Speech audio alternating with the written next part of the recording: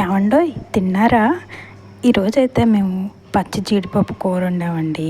ఆ ఫస్ట్ చూపించినవి ఏంటో తెలుసా? అవి జీడి మామిడికాయలు అంటారు.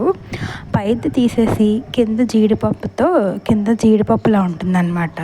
దాంతో కూర వండుకుంటాం. అదే మనకు వచ్చే జీడిపప్పు కూడా అనుకోండి, కొంచెం ప్రాసెస్ తర్వాత. ఇదైతే పచ్చి జీడిపప్పు అండి బాబు. ఇది చాలామందికి ఫేవరెట్ అని కూడా అనుకోండి. మా ఇంట్లో అయితే అందరికీ ఫేవరెట్, ఎందుకంటే రేర్గా దొరుకుతుంది కదా. మరి ఈరోజైతే మా నాన్నగారు అది తీసుకొని వచ్చారు. అదే లేదండి, కాకపోతే ప్రాసెస్ కొంచెం కష్టమే కానీ టేస్ట్ మాత్రం అదిరిపోద్దండి బాబు. ఇంకేముంది, మనం మొదలెట్టేస్తాం వండడం. అది తీయడం ఎలా అంటే, పైన మామిడికాయ తీసేసి కింద దాన్ని వలాలన్నమాట.